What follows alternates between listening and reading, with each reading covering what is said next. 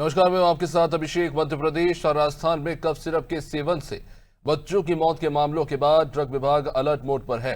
देश भर में प्रतिबंधित कफ सिरप को लेकर तमाम मेडिकल स्टोर्स पर छापेमारी चल रही है। अब इस छापेमारी से दवा कारोबारियों में हड़कंप मच गया है। भोपाल के दवा बाजार में ड्रग प्रशासन ने छापा मारकर 90 से अधिक बोतलें जब्त की हैं। राज्य सरकार ने दवा कारोबार से जुड़े सभी अधिकारियों, निरीक्षकों और मेडिकल कॉलेजों को एडवाइजरी जारी कर दी है। इंदौर के खातीवाला टैंक क्षेत्र में संचालित विवादित क्लिनिक पर जिला स्वास्थ्य विभाग ने बड़ी कार्रवाई की। अब जांच में बड़ी मात्रा में एक्सपायर्ड दवाइयां, इस्तेमाल की गई सिरिंज और कई अनियमितताएं भी पाई गई हैं। विभाग ने क्लिनिक को तत्काल सील कर संचालक पर कार्रवाई शुरू भी कर दी है।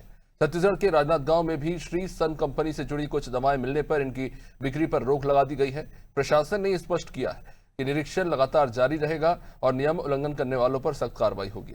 उत्तराखंड के देहरादून में भी अवैध और निम्न गुणवत्ता वाले कफ सिरप के खिलाफ बड़ी कार्रवाई शुरू हो गई है। अपर आयुक्त व ड्रग कंट्रोलर की देखरेख में एफडीए की टीमें देहरादून से लेकर कोटद्वार, हल्द्वानी, अल्मोड़ा, रुद्रप्रयाग और उत्तरकाशी तक मेडिकल स्टोर्स व थोक विक्रेताओं पर छापेमारी कर रही है।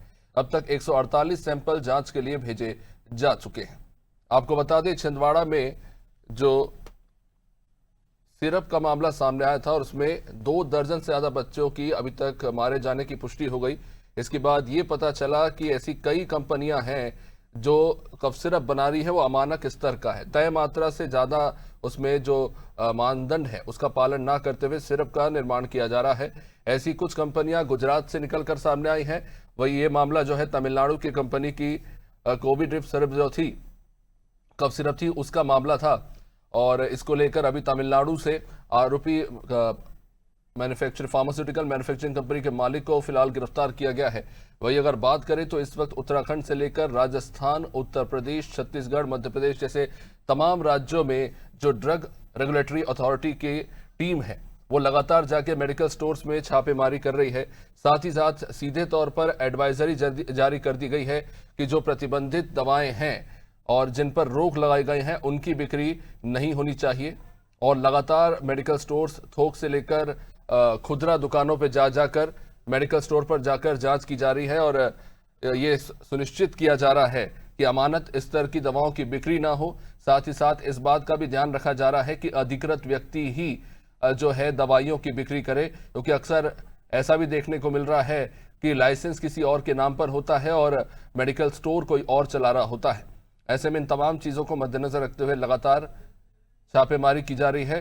सीधा जुड़ेंगे इंदौर से, हमारे साथ हमारे सहयोगी योगेश इस वक्त जुड़ चुके हैं। योगेश, मध्य प्रदेश के छिंदवाड़ा में जो ये कफ सिरप का मामला निकलकर सामने आया, क्योंकि ये छोटे छोटे बच्चों के स्वास्थ्य से जुड़ा मामला है, उनकी जान से जुड़ा मामला है, 2 दर्जन से ज्यादा बच्चों की मौत हो गई। उसके बाद हम देख रहे हैं कि अब कहीं ना कहीं जो ड्रग कंट्रोल अथॉरिटी की टीम है उनकी नींद कहीं ना कहीं खुली है और अब जाकर वो खुदरा और जो थोक विक्रेता है दवाइयों के, उनके यहाँ जाकर जांच कर रहे हैं। इंदौर में क्या स्थिति है? अभी तक जो छानबीन हुई है उसमें क्या कुछ निकलकर सामने आ रहा है? देखिए अभिषेक, इंदौर शहर एक बड़ा मार्केट है दवाइयों का, क्योंकि यहाँ का दवा बाजार बहुत प्रसिद्ध और बहुत बड़ी संख्या में जो होलसेलर दवाइयाँ और ऐसे कंपनियां भी है। पास में एक कमर्शियल आपका हब है जो कि पीथमपुर लगता है। कई कंपनियां पीथमपुर में दवाइयां निर्माण भी करती है। तो ये इंदौर का जो बाजार है दवाइयों के लिए बहुत बड़ा बाजार है। अब हम बात करें तो ये जो आपने बात कही कि अब नींद से जागे, तो ये वाकई में बहुत शर्मनाक घटना हुई है कि इतनी बड़ी घटना होने के बाद में जो स्वास्थ्य विभाग है, मध्य प्रदेश सरकार के मुख्यमंत्री डॉक्टर मोहन यादव के अगर इस तरह का कोई एक्शन नहीं लेते तो शायद अभी भी नींद सोते रहते हैं। अब हम आपको बताते हैं कि जो नियम है वो नियम ऑलरेडी बने हुए हैं। जैसे अभी एक लगातार ये सर्कुलर जारी किया कि जो फार्मासिस्ट है, मतलब जिसके नाम से दुकान का लाइसेंस है, उसका वहां मौजूद रहना आवश्यक है। लेकिन लगातार कई बार हमने देखा कि मेरे ख्याल से 2% या 5% ऐसी दुकानें होंगी जहां पर जिसके नाम से लाइसेंस है वो वहां बैठता होगा। बाकी जो लड़के हैं वो भी कितने क्वालिफाइड है, कितना वो मेडिसिन के बारे में जानकारी थी, ये कोई नहीं। पहले ये चला था कि जो श्रमिक क्षेत्र, मिल क्षेत्र में कई बच्चे जो है वो कफ सिरप या कई तरह की जो दवाइयां जिनका सेवन करके नशा करते थे। तब भी बहुत हद तक ये इसको रोकने के प्रयास किए गए थे और ये कहा गया था कि कोई भी दवाइयां जो है बिना किसी डॉक्टर के प्रिस्क्रिप्शन के नहीं देना। लेकिन आप आज भी चले जाइए, अभी तो खैर थोड़ा नया नया मामला उसका मेडिकल स्टोर थोड़ा सा स्ट्रिक्ट हो, लेकिन अभी भी ये आपको बता दें कि आगे भी घटनाएं जो होना है, ये जो ढर रहा है सुधरने वाले हैं। बिना प्रिस्क्रिप्शन के आपको दवाई दी जाती है, बिना प्रिस्क्रिप्शन के आपको कफ सिरप दिया जाता है, बिना प्रिस्क्रिप्शन बच्चों के लिए दवाई दी जाती है। जी। बच्चों के लिए या बड़ों के लिए, किसी के लिए बिना प्रिस्क्रिप्शन, डॉक्टर की प्रिस्क्रिप्शन के बिना दवाई देना कानूनन किसी भी तरह से सही नहीं है, और मेडिकल टर्म्स से भी सही नहीं। इंदौर में जो लगातार अभी और भी लगातार छापे पड़े हैं, मैं आपको उसकी खबर की भी जानकारी दूंगा कि लगातार छापे पड़ रहे हैं, और ये इंदौर बड़ा मार्केट है। स्वास्थ्य विभाग अलर्ट तो जरूर है, लेकिन कितना अलर्ट है ये आप देख सकते हैं। लगातार नर्सिंग होम में अनियमितता मिलती है, तो नर्सिंग होम में अनियमितता जब मिलती जब जानता है, मेडिकल स्टोर पे आप लोग जांच करना शुरू करें किस तरह की दवाई आ रही है। डॉक्टर मोहन यादव के बाद में कलेक्टर इंदौर शिवम वर्मा ने भी अपनी टीम तैनात करके लगातार हर दुकान पे जाकर जांच कर रहे हैं। लेकिन दवाइयों का स्टॉक कितना है ये बहुत मुश्किल, बहुत बड़ा काम है कि हर दुकान से स्टॉक चेक करना, हर दुकान पे एक्सपायरी डेट की दवाइयों को ढूंढना बहुत मुश्किल काम है। अगर ये लगातार चलते रहता अभिषेक, लगातार अगर इसकी, क्योंकि इसकी भी एक टीम और इसका भी एक विभाग है, स्वास्थ्य विभाग में इसके लिए भी एक पूरा अमला जमा है कि आपका ड्रग इंस्पेक्टर, ड्रग जितने भी उनका यही काम है। तो ये काम अगर लगातार चलते रहता, शायद लगातार चलने के कारण से लोग अलर्ट रहते, मेडिकल स्टोर कहीं ना कहीं अनियमितताओं को छुपाता नहीं और कहीं ना कहीं अनियमितता सामने आती है। तो ये जो है अब इस तरह का जो है बड़ा घटना सामने आने के बाद में मध्य प्रदेश सरकार के एक्शन लेने के बाद में अब कहीं ना कहीं ड्रग विभाग जो स्वास्थ्य विभाग जागा है, और अब कहीं ना कहीं कार्रवाई होती ही दिख रही है। लेकिन ये कार्रवाई लगातार सतत जारी रहेगी, तभी इस तरह की घटनाओं को रोका जा सकता है। मेडिकल स्टोर में आज भी एक्सपायरी दवाई कहीं मिल जाती है, कहीं भी आप मेडिकल स्टोर की बात छोड़िए, स्वास्थ्य विभाग में कई ऐसी दवाइयां हैं जो बाद में डंप करना पड़ती है, हमने कहीं देखी डंप करना पड़ती है। तो ये स्वास्थ्य विभाग इस तरह की दवाइयों को लंबे समय तक रखता ही क्यों? तो ये जो घटनाएं हैं अब शायद थोड़ा सा कहीं ना कहीं कम हुई है, लेकिन रुकी नहीं है। रुकेगी जब ये प्रक्रिया सतत जारी रहेगी, और ये तब जारी रहेगी जब मध्य प्रदेश सरकार और स्वास्थ्य विभाग और स्वास्थ्य प्रशासन विभाग इस तरह की कार्रवाई की लगातार विभागों को चेताते रहेगा। निश्चित रूप से जरूरी भी है, यही बात तो है कि जब घटना हो जाती है उसके बाद ही विभाग जो है जागता है। चलिए रुक करेंगे छत्तीसगढ़ का भी। शशांक उपाध्याय हमारे साथ जुड़े हुए हैं इस वक्त।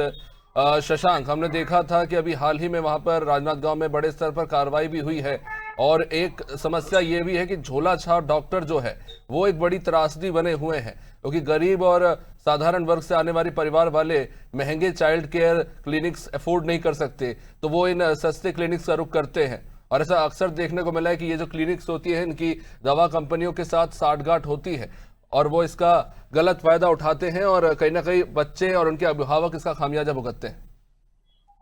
जी बिल्कुल, लगातार हम राजनांदगांव जिले में भी जब से छत्तीसगढ़ सरकार ने एडवाइजरी जारी करी है कि 2 वर्ष से कम उम्र के बच्चों को कफ सिरप देने को प्रतिबंधित कर दिया गया है, इसके बाद लगातार हम प्रशासन और मार्केट की ओर रुख कर रहे हैं। देखने को मिल रहा है कि जो श्रीसन फार्मास्यूटिकल कंपनी है, इसके 8 से अधिक जो सिरप मैन्युफैक्चरिंग है, और उससे ज्यादा गंभीर बात यह है कि श्रीसन फार्मास्यूटिकल के 30 से अधिक प्रोडक्ट जो है वो मार्केट में है। तो ऐसे में कहीं ना कहीं शासन जो आदेश उन्होंने निकाला है। शशांक, मैं लौटूंगा आपके पास। इस वक्त हमारे एक और सहयोगी राजधानी भोपाल से जुड़ चुके हैं, उनके साथ स्वास्थ्य विशेषज्ञ भी हैं, वो उनसे बातचीत करें। जी रिजवान, हमने देखा था अभी ये जो कफ सिरप का मामला हुआ था उसके बाद सीधे थोक दवा विक्रेताओं के एफडीए का छापा पड़ा, क्या उस तरह की एक्टिवनेस अभी भी आगे भी देखने को मिलेगी, या अक्सर घटना के बाद ही ये जो अथॉरिटीज होती है वो जागती है? रिजवान, जो वो कफ सिरप है उसके अंदर पैरासिटामोल नंबर है।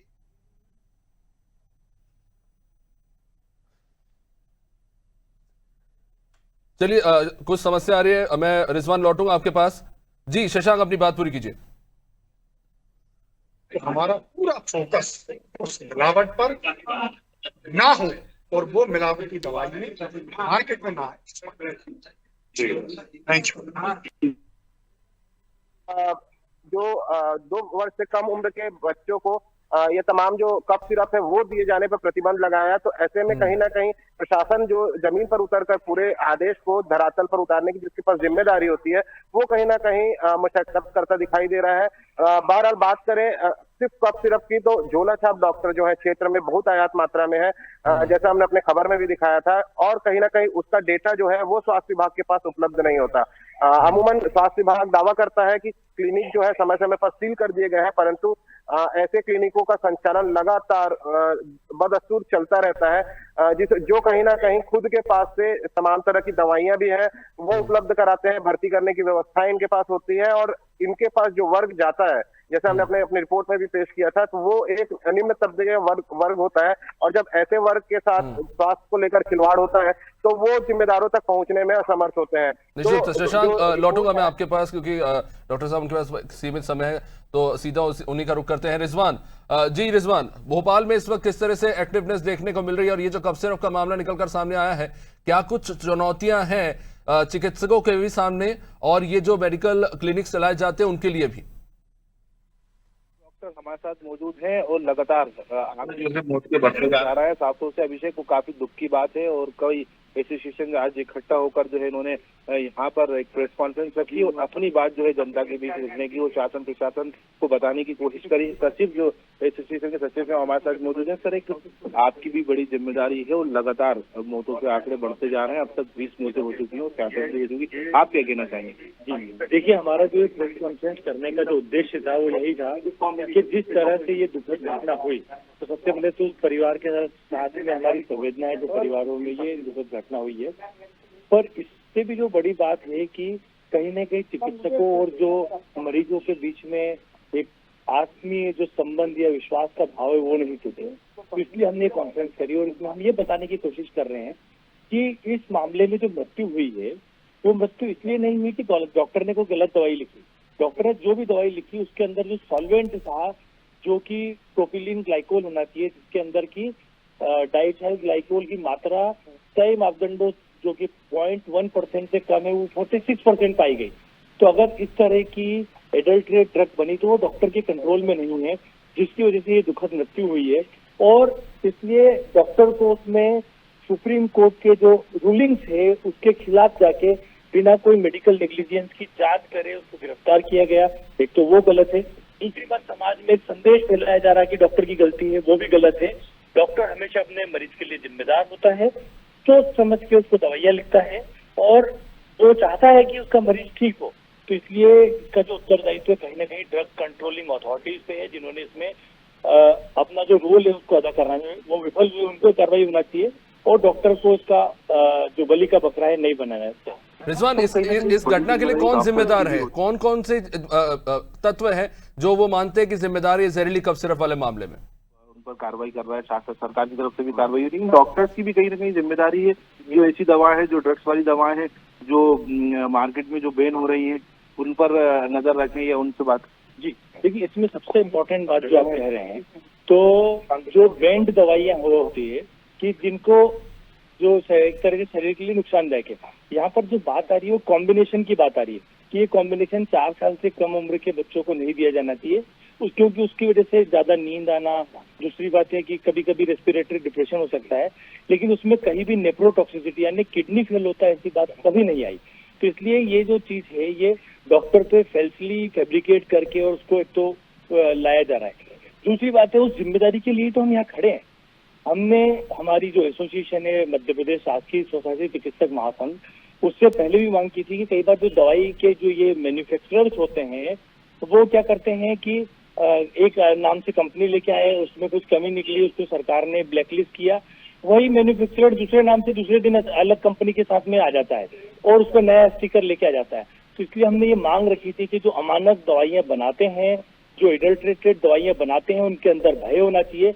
इसलिए मैन्युफैक्चरर के नाम पे एफआईआर होना चाहिए, उस मैन्युफैक्चरर को जीवन भर ब्लैकलिस्ट करना चाहिए और इसमें कड़ी धाराएं जिसमें कि आजीवन कारावास शामिल हो, ऐसी धाराएं लेकर आना चाहिए ताकि ऐसी गलत दवाइयां बने ही नहीं और इस तरह से समाज का नुकसान नहीं हो। इसीलिए हम यहाँ खड़े।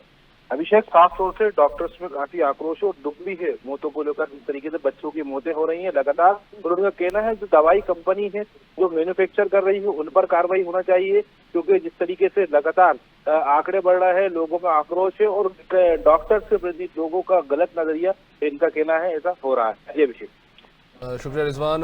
चलिए अब सीधा रुक करेंगे, उत्तराखंड का भी रुख कर लेते हैं क्योंकि हमारे साथ हमारे ब्यूरो हेड उत्तराखंड से सोनू सिंह इस वक्त जुड़े हुए हैं। सोनू, मेरी आवाज पहुंच रही है आप तक? जी मैं सुन पा रहा हूँ अभिषेक आपको। क्योंकि हम देख रहे हैं कि अब ठंड का मौसम आ रहा है, अक्सर बच्चे बीमार पड़ जाते हैं, खासतौर से कफ की, खांसी की प्रॉब्लम होती है और जिसे हम दवा समझते रहे वही कब अगर जहर बन जाए तो ये अपने आप में बहुत सारे सवाल खड़े कर देती है। जैसा कि हम सुन रहे थे, डॉक्टर साहब ने भी काफी महत्वपूर्ण बातें रखी। उत्तराखंड में इसे किस तरह से लिया जा रहा है, क्योंकि बच्चों के स्वास्थ्य से जुड़ा मामला है और इतनी बड़ी मात्रा में अमानक स्तर पर जिस तरह से दवाइयों का, कफ सिरप्स का निर्माण हो रहा है, कहीं ना कहीं ये एक बड़ा सवाल खड़ा कर रहा है कि जो ड्रग रेगुलेटरी अथॉरिटीज होती हैं, जो इनकी विजिलेंस टीमें होती हैं, ये कर क्या रही है? देखिए अभिषेक, सवाल एक नहीं बल्कि अनेकों सवाल हैं। सवाल व्यवस्था से भी जुड़े हुए हैं, सवाल जिनके पास जिम्मेदारी है विभागीय अधिकारियों के पास, उनकी कार्य संस्कृति से भी जुड़े हुए हैं। क्योंकि मामला बच्चों की जान से जुड़ा हुआ, मामला बच्चों की सुरक्षा से जुड़ा हुआ। ऐसे में जैसे ही ये मामला एमपी से लेकर उत्तराखंड तक पहुंचा और जब इस मामले का संज्ञान स्वयं सरकार के मुख्यमंत्री ने लिया, तो मुख्यमंत्री ने अधिकारियों को साफ तौर पर ये दिशा निर्देश दिए हैं कि इसके प्रति कहीं पर भी कोई भी लापरवाही, कोई भी कोताही सहन नहीं की जाएगी।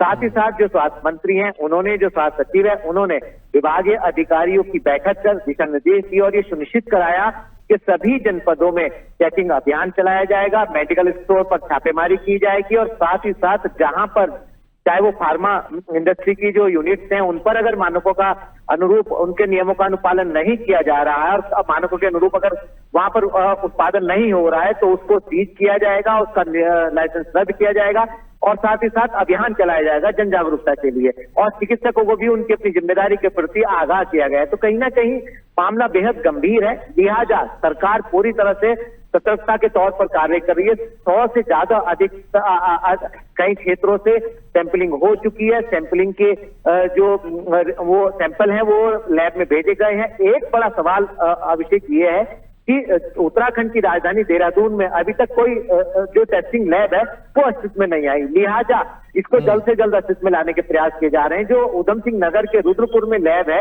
उसमें भी वक्त लग जाता है, तो जो सैंपलिंग होती है उसमें कहीं ना कहीं वक्त लगता है और ऐसे एक्शन लेने में भी थोड़ा समय लगेगा। तो लगातार प्रयास किए जा रहे हैं। माना यह जा रहा है कि जैसे ही लैब अस्तित्व में आएंगी और ज्यादा जो कार्य संस्कृति अधिकारियों को उसमें तीव्रता देखने को मिलेगी। उम्मीद ये की जा रही है कि आने वाले समय में जो जहां पर छापेमारी हुई है, जहां से सैंपलिंग हुई है, जिनके लाइसेंस रद्द किए गए हैं, जहां पर सीज की कार्रवाई की जा रही है, यहां पर दोबारा नियमों का अनदेखा नहीं किया जाएगा, नियमों का अनुपालन किया जाएगा, ऐसी उम्मीद की जा रही है। निश्चित रूप से सोनू, सीडीएससी है जो केंद्रीय स्वास्थ्य मंत्रालय के अंतर्गत काम करती है, उनका काम है मानक तय करना, गाइडलाइंस तय करना, इसका पालन कराने का काम होता है स्टेट ड्रग अथॉरिटीज का। रेगुलर जाके उनको जाके लाइसेंसिंग से लेकर तमाम चीजों को जांचना होता है, सैंपलिंग करनी होती है, जो कि अब हम होते देख रहे हैं जब 24 से ज्यादा बच्चों की मौत हो चुकी है और अभी भी कितने बच्चे हैं जो अस्पताल में संघर्ष कर रहे हैं। सवाल यह है कि ये जो घटना हुई है उसके बाद कहीं ना कहीं देखिए, अभी जो डॉक्टर साहब कह रहे थे कि उनके लिए भी चुनौती है कि वो प्रिस्क्राइब करते हैं कफ सिरप। अब कफ सिरप को लाइसेंसिंग का काम जो स्टेट करता है सेंटर की गाइडलाइंस के अनुसार, उन्हें कैसे पता चलेगा कि सिरप में कितनी चीज मानक तय मात्रा से ज्यादा मिली है कि नहीं? और ये जो कॉम्बिनेशन सिरप्स आ रहे हैं ये एक बड़ी चुनौती बन गई। तो कहीं ना कहीं तमाम चीजें एक मरीज और डॉक्टर के बीच जो भरोसा है उसको कहीं ना कहीं प्रभावित कर रही है। देखिए अभिषेक जी, बहुत महत्वपूर्ण सवाल आपने किया है, क्योंकि जो रोगी हैं, जो बच्चों के परिजन हैं और जो चिकित्सक है, इनके आपस की जो अंडरस्टैंडिंग, और खास तौर पे हम कई बार देखते हैं कि जो सरकारी चिकित्सालय के चिकित्सक हैं वो जिस सॉल्ट के कफ सिरप को प्रेफर करते हैं, लिख के देते हैं, रोगी या जो भी शिशु है उसके परिजन उसी को परचेज कर लेते हैं। लेकिन उसके कंपोनेंट की क्लियरिटी आखिर कैसे होगी, क्योंकि मानक तो केंद्र सरकार के हैं जिनका अनुपालन किया जा रहा है। तो ऐसे में ये कहीं ना कहीं राज्य की भी जिम्मेदारी है कि जो यहाँ राज्य के परिक्षेत्र में जिन सिरप को तैयार किया जाता है, जो ब्रांडेड कंपनी यहाँ पर स्थापित है, आखिर समय समय पर जो केंद्र सरकार के विभाग के नियम है उनके अनुपालन को सुनिश्चित कराने के उद्देश्य से यहाँ पर जांच पड़ताल की जा सके और गंभीरता से जांच पड़ताल की जा सके। इसमें घालमेल या संलिप्तता जो है वो विभागीय अधिकारी की नहीं होनी चाहिए। तो अब ये सुनिश्चित करना होगा, खास तौर पर एक तो चिकित्सक जो लिख करके दे रहे हैं उसके कंपोनेंट की बात, हालांकि अब विभागीय अधिकारी ये कह रहे हैं कि कहीं ऐसे कफ सिरप है जिन पर प्रतिबंध लगा दिया गया है और बिना चिकित्सक की परामर्श के जो है वो किसी भी बच्चे को कफ सिरप ना दिया जाए, इसका भी अपील कर रहे हैं। लेकिन सवाल यही खड़ा हो रहा है कि आखिर इस व्यवस्था में पारदर्शी कैसे आएगी और कब तक आएगी और जो जिम्मेदार हैं उन पर कार्रवाई कब तक होगी। और इसका सबसे बड़ा कारण ये भी है कि जो क्वालिटी अस्पताल और क्लिनिक की संख्या है, डॉक्टरों की संख्या बहुत सीमित है। शशांक हमारे साथ बने हुए लगातार राजनांदगांव से। शशांक, अब यही बात कर रहे थे कि दो तरह की चुनौतियां हैं। एक तो स्टेट ड्रग अथॉरिटीज किस तरह से एक्टिव नहीं है, उनके इनएक्टिव रहने के कारण इस तरह की घटनाएं हो रही है। दूसरा है राजनांदगांव में एक प्रमुख समस्या बनी हुई है, झोला छाप डॉक्टर या ऐसे डॉक्टर जिनके लाइसेंस जा चुके हैं वो सक्रिय है। तो ड्रग अथॉरिटी तो काम कर नहीं रही है और इस तरह के जो फर्जी क्लिनिक है उनको पकड़ने और उनको रेगुलेट करने का काम चीफ मेडिकल हेल्थ ऑफिसर का है। तो कहीं ना कहीं दोनों ही स्तर पर वो सक्रियता देखने को नहीं मिल रही है जो दिखनी चाहिए। जी बिल्कुल, कहीं ना कहीं दो अलग अलग विभाग होते हैं। एक ड्रग इंस्पेक्टर का विभाग अलग होता है जिसका काम कहीं ना कहीं दवाइयों का निरीक्षण करना होता है, और दूसरी ओर मुख्य चिकित्सा एवं स्वास्थ्य अधिकारी जिसे CMHO कहा जाता है, जिनका काम जो क्लिनिक और अस्पतालों का संचालन है उसे सही रूप से करवाने का होता है। दोनों ही कहीं ना कहीं धरातल पर उस स्तर पर काम करते विभाग दिखाई नहीं दे रहे हैं, जिसका खामियाजा कहीं ना कहीं सीधे सीधे लोगों के स्वास्थ्य से जुड़ता है। एक और जहां दवाइयों को लेकर पिछले दिनों हमने डोंगरगढ़ SDM से भी जब चर्चा की तो उन्होंने बताया कि सन फार्मा की जो अलग अलग दवाइयां हैं उसे विभिन्न धाराओं के तहत बैन किया गया है एहतियातन, सिर्फ कफ सिरप को नहीं बल्कि अलग अलग दवाइयों को। वहीं जब हमने झोला छाप डॉक्टर को लेकर डोंगरगढ़ SDM से बात की तो उन्होंने इस बात को भी कहा कि मीडिया के माध्यम और अन्य माध्यमों से उन्हें जानकारी मिली है कि एक क्षेत्र में गंभीर समस्या है। तो कहीं ना कहीं इसे माना जाए कि अधिकारियों को भी इस बात की कहीं ना कहीं जानकारी है, परंतु कहीं ना कहीं कुंभकर्णी नींद में सोई प्रशासन का खामियाजा आम जो जनता है उसके सीधे सीधे स्वास्थ्य को से जुड़ता है और खामियाजा उन्हें भुगतना पड़ता है। और अभी जो ताजा मामला है वो बच्चों के स्वास्थ्य है। ऐसे में कहीं ना कहीं जिम्मेदारों को अपनी कुंभकर्णी नींद को त्यागनी होगी। तभी जो शासन ने जो आदेश जारी किया है 2 वर्ष से कम उम्र के बच्चों को कफ सिरप देने पर बैन लगाया है, वो धरातल पर उतरता दिखाई देगा। अन्यथा आदेश पर आदेश निकलते रहेंगे और जो इस तरह की घटनाएं हैं उसकी पुनरावृत्ति होती रहेगी। शुक्रिया शशांक, रिजवान, योगेश और सोनू। तो जाहिर तौर पर देखिए बेहद गंभीर मसला है ये, क्योंकि छोटे छोटे बच्चे उनकी बॉडी में इम्यूनिटी डेवलप ही नहीं होती और ऐसे में हल्की सी भी अगर चूक हो जाए, गलत दवा मिल जाए तो उनकी जान पर बनाती है। अब बड़ों की भी बात करें तो शायद आपको भी नहीं पता कि जो दवा आप ले रहे हैं वो सुरक्षित है कि नहीं, बिना प्रिस्क्रिप्शन के आप ले रहे हैं तो ध्यान दीजिए, क्योंकि आगे जाके यही कहीं किडनी की समस्या या पेट की समस्या बन सकती है। जो दवाएं आप ले रहे हैं वो चिकित्सीय परामर्श के साथ लें और इस बात का ध्यान रखें कि आप अधिकृत दुकानों से ही दवाई खरीदें। देखते रहिए आनंद TV। नमस्कार।